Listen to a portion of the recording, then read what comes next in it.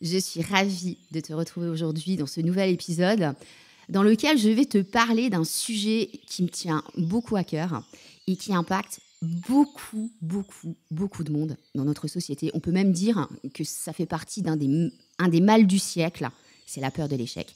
Et si tu m'écoutes aujourd'hui, eh bien c'est très certainement parce qu'elle te touche toi aussi. Alors tout au long de mon parcours de vie personnel et professionnel, j'ai constaté que beaucoup d'entre nous luttent contre cette peur et cherchent des moyens de la surmonter, comme je l'ai fait moi-même pendant tellement d'années. Et franchement, cette lutte m'a épuisée. Et j'aurais pu appeler cette vidéo « Au-delà de l'échec » parce que nous allons explorer ensemble aujourd'hui les méandres de cette peur de l'échec et les moyens de la surmonter. Nous allons plonger dans ses causes, ses conséquences, pour bien comprendre ce qui se cache derrière cette crainte qui nous freine et comment elle peut au contraire devenir un moteur de succès tant au niveau personnel que professionnel.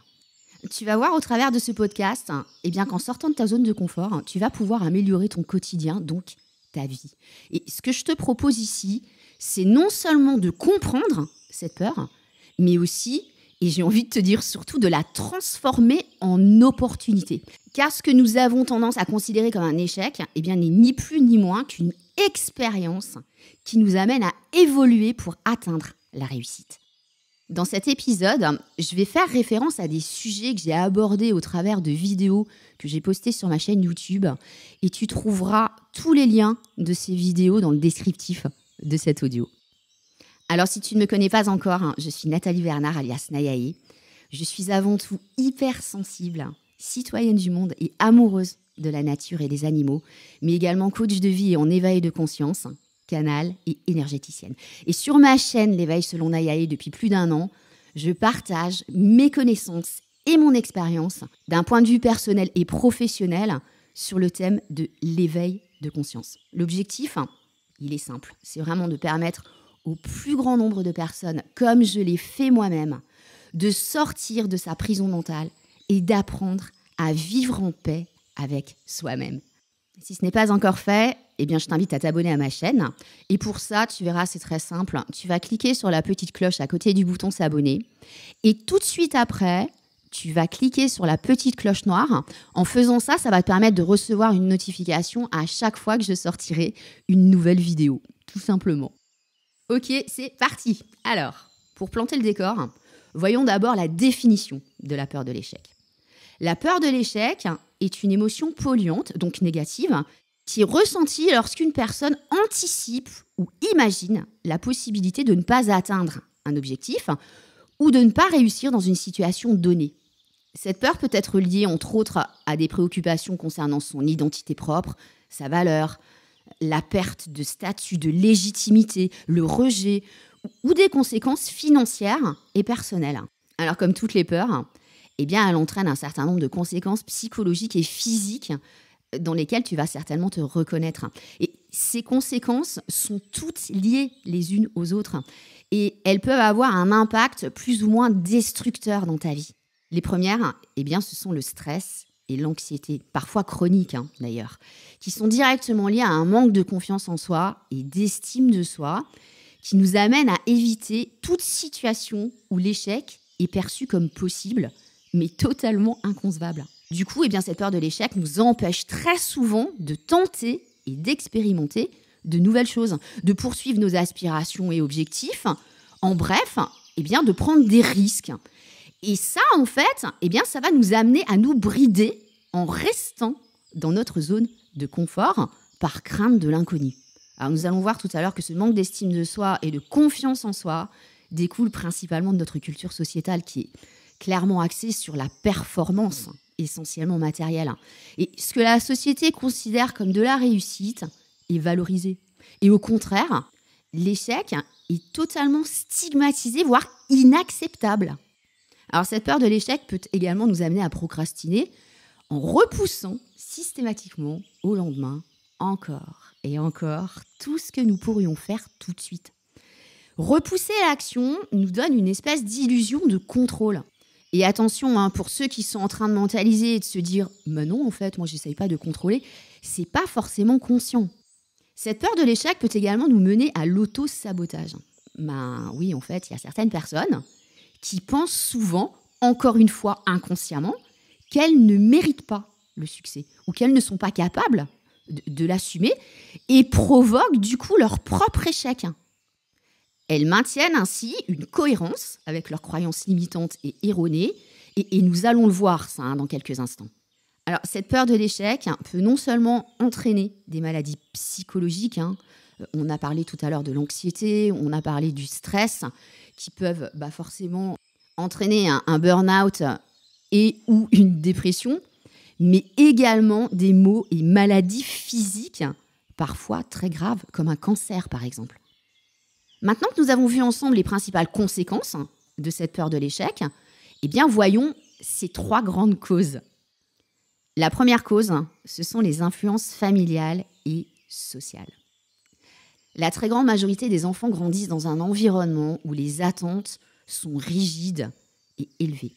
Et cet environnement dans lequel le jugement et les critiques sont régulières, voire constantes, et dans lequel on privilégie le faire, l'avoir et non l'être, va très vite nous conditionner à craindre l'échec. L'enfant est donc mis souvent très tôt sous pression, que ce soit par ses parents, sa famille, puis par l'ensemble de son entourage dès son arrivée à l'école. En fait, dès lors que va commencer ce que j'appelle sa phase de domestication. Son grand plongeon dans la vie sociétale, dans la vie finalement en collectivité. Il va commencer à évoluer dans un monde rempli de codes et de règles définis par l'homme pour l'homme. Un monde dans lequel les « il faut »,« tu dois » sont rois. Un univers où les éloges sont essentiellement conditionnés au succès et les réprimandes à l'échec. Cet échec qui semble ne pas être toléré et donc n'est pas tolérable. Et c'est à ce moment précis que l'enfant va commencer à penser que sa valeur personnelle dépend de sa performance. Et on le sait tous, eh bien, cela ne fera que se renforcer avec le temps. Donc c'est tout naturellement que la problématique de la comparaison va apparaître. De plus en plus, l'enfant va être comparé aux autres. Nous allons être comparés aux autres, à nos frères et sœurs, à nos copains, copines, camarades de classe, etc., qui sont plus sages, plus soignés, plus appliqués, plus doués, meilleurs élèves, etc., etc. Et donc, de fait, nous comparer aux autres. Et ces comparaisons fréquentes avec les autres, qu'elles viennent de nos parents, enseignants ou pères, peuvent clairement générer un sentiment d'infériorité et la peur, tout simplement, de ne pas être à la hauteur. La deuxième cause, eh bien, ce sont les croyances limitantes, qui sont à l'origine de la majorité des traumatismes et blessures passées liées à des expériences vécues comme douloureuses, néfastes, donc considérées comme négatives. Et cette cause découle directement de la première cause dont on a parlé tout à l'heure. Vivre des expériences comme des échecs dès l'enfance, telles qu'une mauvaise note ou une action jugée comme mauvaise, eh bien, ne fait qu'alimenter de plus en plus notre peur de l'échec. Et ce sentiment très fort va nous blesser et nourrir encore et encore la peur de revivre un échec similaire. Et d'autant plus, d'ailleurs, s'il est associé à de l'humiliation publique, parce que dans ce cas-là, il sera en plus associé à la honte. En fait, ça va monter crescendo à partir de l'enfance. On va vraiment nous apprendre à devenir de bons petits soldats avec des règles qu'on nous impose. Et on va se sentir de plus en plus jugé, incompris ou mal, voire non aimé, ce qui peut nous conduire à développer ou accentuer une blessure telle que le rejet, l'injustice, la trahison, voire l'abandon. D'ailleurs, si ce sujet des 5 blessures de l'enfance t'intéresse, eh bien, t'invite à prendre connaissance de ma playlist sur cette saga des 5 blessures. Donc, je pense que tu as compris que la construction de notre identité est très étroitement liée aux influences familiales et sociales et donc à des croyances limitantes telles que si j'échoue, je suis incompétent ou les autres ne me respecteront pas si je rate. Si tu veux en savoir plus sur le thème des croyances limitantes, là aussi, eh bien, je t'invite à écouter ma vidéo sur ce thème. La troisième cause, c'est le perfectionnisme. Les perfectionnistes ont tendance à se fixer des objectifs très élevés, voire inatteignables, ce qui les amène souvent à échouer dans l'atteinte de leurs idéaux, puisque la perfection n'existe pas. Et le perfectionnisme peut vraiment provoquer en nous une détresse émotionnelle intense, voire chronique, qui est liée à cette crainte de ne pas réussir qui nous paralyse littéralement.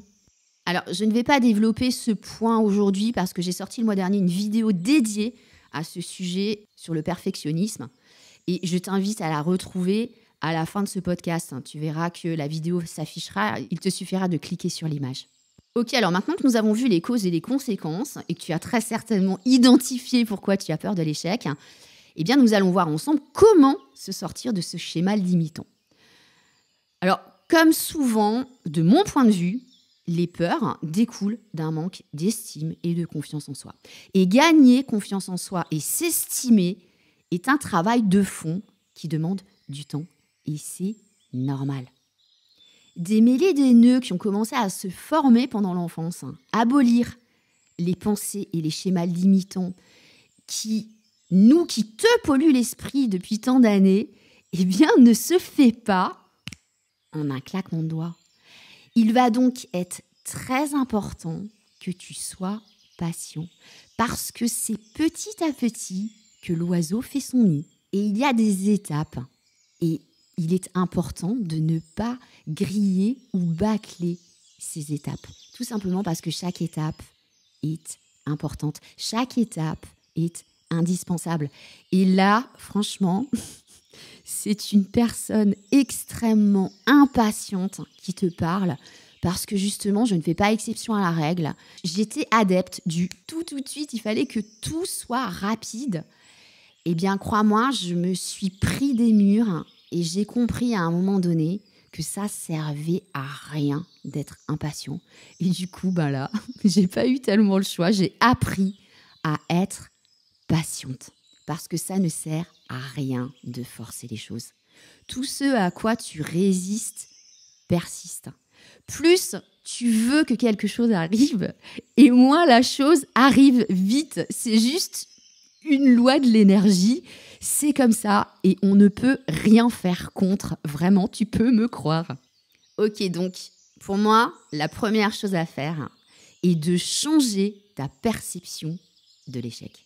J'adore cette citation de Prince qui dit que dans la vie, on ne fait pas d'erreurs, on apprend. Chaque expérience difficile arrive dans nos vies, dans ta vie, pour t'apprendre quelque chose, pour en tirer des enseignements précieux qui vont te permettre d'évoluer et de grandir. Et quand on le vit, franchement, on ne pense pas forcément que c'est quelque chose qui va nous faire grandir. On a plutôt tendance à se le prendre de pleine face et à se dire « mais qu'est-ce que j'ai fait pour mériter ça ?» Alors qu'en fait, ce que nous considérons comme des échecs, ne sont ni plus ni moins que des opportunités d'apprentissage. Et quand on comprend ce principe, clairement, ça nous amène à relativiser et à nous décharger d'un gros poids mental. Honnêtement, qui a réussi du premier coup d'un claquement de doigts ? Énormément de personnes ont échoué avant de réussir. Prenons l'exemple de Thomas Edison. Thomas Edison, il a échoué des centaines de fois avant d'inventer l'ampoule. Walt Disney, il s'est pris des murs, mais pendant des années et des années avant de percer avec le personnage de Mickey. En fait, ceux qui réussissent prennent très souvent des coups, se relèvent encore et encore, apprennent de leurs échecs et en sortent, plus forts. Ceux qui réussissent sont ceux qui n'abandonnent pas face aux épreuves, ceux qui persévèrent avec courage et détermination, ceux qui gardent foi en eux, foi en la vie. Et cette foi est, à mon sens, la clé pour atteindre la confiance en soi. Alors, si ce que je suis en train de dire résonne en toi et que tu ne sais pas trop comment faire, je vais te partager ce qui m'a beaucoup aidé personnellement. Alors, c'est tout simplement de remplacer les pensées négatives par des affirmations positives. C'est un vrai exercice un petit peu difficile au départ, mais en fait, ça vient très très vite. Donc, au lieu de penser « je vais échouer », dis-toi « j'apprends et je m'améliore ». Au lieu de penser « je ne suis pas capable » ou « je suis nul », dis-toi « j'ai le droit d'essayer et d'apprendre ». Et ça va vraiment t'aider à te concentrer sur ce que tu peux contrôler et non sur le résultat final. Parce que finalement, qu'est-ce que tu peux contrôler à part ce que tu penses, à part ce que tu réalises comme action, à part ce que tu prononces comme parole? Tu ne maîtrises rien de ce qui peut t'arriver dans la vie. Finalement, la seule chose que tu maîtrises vraiment, ce sont tes choix à toi. Tu as le pouvoir de décider de ce que tu veux et de ce que tu ne veux pas. En bref, tu es le capitaine de ton navire. Et si tu as du mal à penser positif, eh bien, je t'invite à faire chaque jour une séance d'affirmation positive pour reprogrammer ton subconscient. J'en propose un certain nombre sur ma chaîne. N'hésite pas à aller voir parce que tu vas forcément trouver quelque chose qui va résonner en toi. Vraiment, les affirmations positives permettent d'apprendre à devenir doux, gentil et tolérant avec soi-même, à faire de soi son meilleur ami et son meilleur allié. Et puis, ça va t'amener à croire en tes capacités et en ta valeur, à te respecter et t'aimer en comprenant que tu es un humain et non un robot, un être unique qui a sa propre sensibilité, son propre vécu, ses propres blessures et qui dispose de toutes les qualités et capacités, comme nous tous d'ailleurs, pour atteindre ses objectifs. Le tout, c'est d'y croire. Tu vas comprendre que si tu veux vraiment réaliser une chose qui te tient à cœur, c'est possible. Dès lors que tu te mets en action pour l'atteindre. Le deuxième point est de développer ta mentalité de croissance. Et ça va passer notamment par te fixer des objectifs réalistes et à prendre des risques progressivement. Ça va te permettre de passer tout simplement à l'action. Et ainsi, tu vas t'exposer à de petits risques calculés pour t'habituer à l'incertitude et pour accueillir l'idée qu'un certain degré d'inconfort est normal dans tout apprentissage. Je vais te donner 2 exemples. Quand tu es petit, tu veux marcher. Tu vas te ramasser des centaines et des centaines de fois avant de pouvoir marcher. Quand tu vas à l'école et que tu apprends à lire, ça va prendre du temps. Tout ça, vraiment, ce sont des périodes d'apprentissage. Donc, on a besoin de temps pour finalement maîtriser ce qu'on apprend. Donc, sois gentil avec toi-même et sois tolérant envers toi-même. Ce sujet, je le développe largement dans ma vidéo sur le perfectionnisme. Je te rappelle que tu pourras le retrouver à la fin de cet épisode. Et puis, pour terminer sur ce point, n'hésite pas à célébrer tes petites victoires parce que ça ne fera que renforcer ta confiance en toi. Le 3e point, et il est très important aussi, c'est de te détacher du regard des autres. Rappelle-toi que les autres sont souvent plus préoccupés par eux-mêmes que par tes erreurs et que tu leur renvoies ce qui les dérange chez eux. C'est ce qu'on appelle l'effet miroir. En fait, on voit en l'autre ce qui nous dérange chez nous et vice-versa. Alors, il est vrai qu'on ne choisit pas toujours les personnes de notre entourage, notamment au niveau professionnel. Par contre, au niveau personnel, tu as le choix de t'entourer de personnes positives et bienveillantes qui te soutiennent et comprennent que l'échec fait partie du chemin. Donc, t'entourer de personnes qui t'encouragent va te rendre plus fort. T'entourer de personnes qui ne te jugent pas et qui t'acceptent tel que tu es, qui t'accueillent tel que tu es, c'est super important. Ce soutien est vraiment précieux pour oser avancer malgré la peur. Le 4e point est de développer sa résilience. Pour rappel, la résilience est l'aptitude d'un individu à se construire et à vivre de manière satisfaisante en dépit de circonstances traumatiques. Donc la résilience est un processus de changement, de prise de conscience et de transformation. En fait, c'est un véritable chemin initiatique qui nous amène à faire face aux épreuves de la vie sans flancher, à surmonter des chocs, des changements et à sortir de notre zone de confort, à sortir de notre mode pilote automatique. La résilience est donc la capacité à rétablir un équilibre suite à un traumatisme, un choc, une blessure émotionnelle. Et c'est grâce à cette résilience que nous pouvons guérir nos blessures passées pour nous reconstruire, pour sortir de notre prison mentale et pour vivre finalement une vie heureuse et épanouie. Alors, je ne vais pas développer ce sujet de la résilience ici et maintenant. Je t'invite vraiment à prendre connaissance, à écouter la vidéo que j'ai faite sur ce sujet que tu vas retrouver sur ma chaîne. Si malgré tout ça, malgré tous les conseils que je te donne dans cet épisode, malgré tous les conseils que tu vas pouvoir trouver dans mes différentes vidéos, tu constates que cette peur te bloque vraiment et que tu ne parviens pas ou tu ne te sens pas capable de la vaincre seule, eh bien te faire accompagner par un coach de vie comme moi pourra t'aider à identifier les racines de cette peur et à développer des stratégies pour la surmonter. Donc, n'hésite pas à me contacter via mon adresse mail pour en parler et pourquoi pas à explorer ensemble des solutions adaptées à ton cas, en fonction de qui tu es, en fonction de ta vie, en fonction de ton vécu, pour vraiment réussir à identifier ce qui t'empêche d'avancer dans ta vie. En conclusion, eh bien, la peur de l'échec est humaine. Et c'est important quand même de le rappeler. C'est vraiment quelque chose qui est légitime. Bah oui, compte tenu de tout ce qu'on nous impose comme règles et codes depuis l'enfance dans notre société. Et pourtant, j'espère sincèrement que tu l'as compris, elle peut être surmontée. Et je t'encourage vraiment à mettre en pratique toutes les choses que je t'ai données dans cet épisode pour t'en libérer, ou si tu n'y arrives pas, à me contacter.